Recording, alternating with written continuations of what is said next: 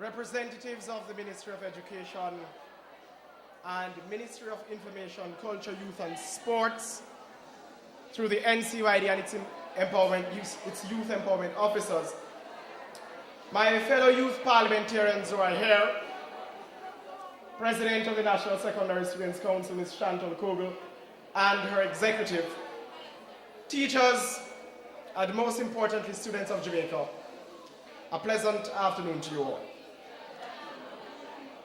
Now, if my memory serves me correctly, and I'm not much older than you are, so I think it should, it was former British Prime Minister, the Right Honourable Benjamin Disraeli, that stated, "We live in an age when to be young and to be indifferent is no longer synonymous. We must prepare for the coming hour. The claims of the future are represented by suffering millions, and the youth of a nation are the trustees of posterity." And the youth of a nation are the trustees of posterity. My fellow students, there has never been a time in Jamaica's history when Jamaica needs us more than now. And I repeat, all right, if you're going to talk, I'm going to stop and I'm going to listen to you. And when you're through, you can let me know.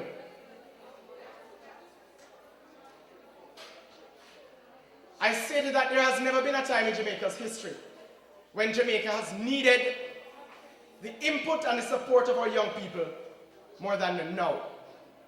A country without youth and a country without its support, the support of the youth, is like a wagon wheel with 3/4 of its spokes missing.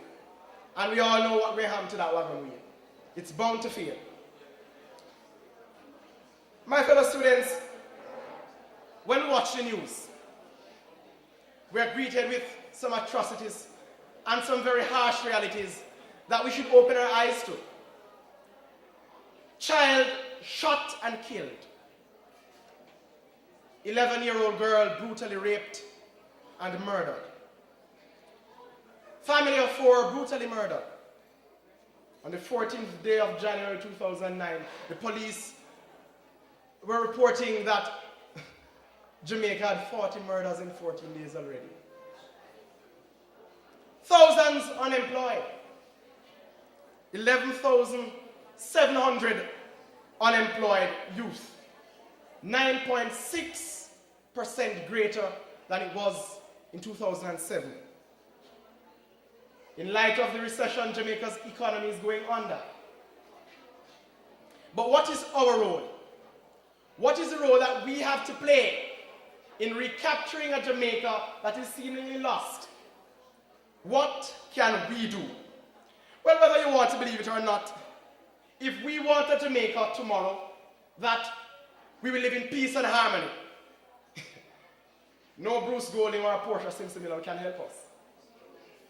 If we want a Jamaica that your children and my grandchildren can walk on the streets again at night, if we want a Jamaica where the economy is better, where the murder rate is low, then I suggest you start your engines and start gearing up.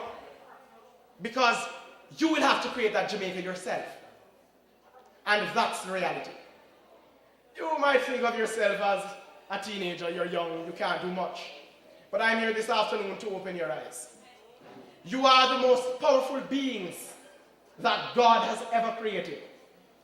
I won't preach, but the Bible says that the most profound leader that the world has ever heard of stated that, "Young people, I call upon you because you are strong." And I do believe you're strong.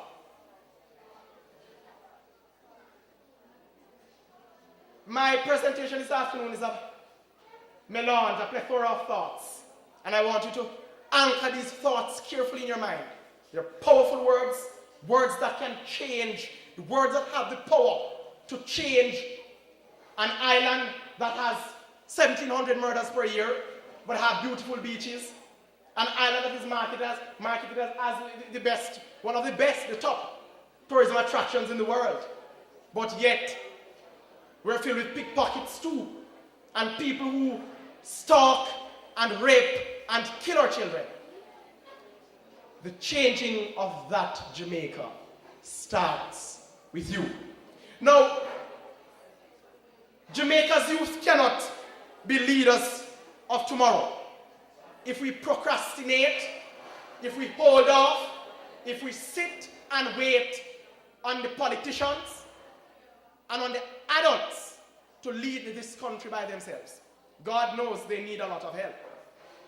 And young people in the past have been very instrumental in providing advice at the highest level. As our representative of the Youth Parliament, and your president also sits in Jamaica's Youth Parliament, and I recognize another member who's sitting in the audience, Mr. Ham. We try our best, and we're still in the process of trying to get your voice across to the highest sitting body of this land. But we cannot do it without you. Now, I'm calling upon you this afternoon to be daring enough. You know, with the elections of probably about a year ago, a black man came on the scene, wanted to be president of the United States, and black people, we threw him down. Oh, nobody wanted Barack. How dare he? A black man. Black people believe that the Clintons were the best thing that could ever happen to black people. How dare Barack wanting to live in the White House? But Barack Obama did what they thought was impossible. And the students of the University of Columbia in 1968 did just that too. They did what you think you cannot do. And that is what's wrong with Jamaica today.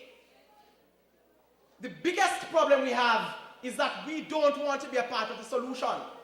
We want to sit, and when the country fails, we say, oh, the Prime Minister never do a damn thing. Or Parliament is screwing up the country. Or the Minister of Finance is running the country to a wreck. Or,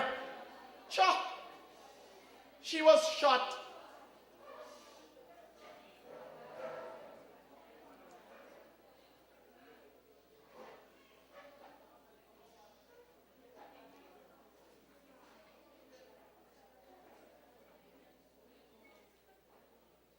Thank you.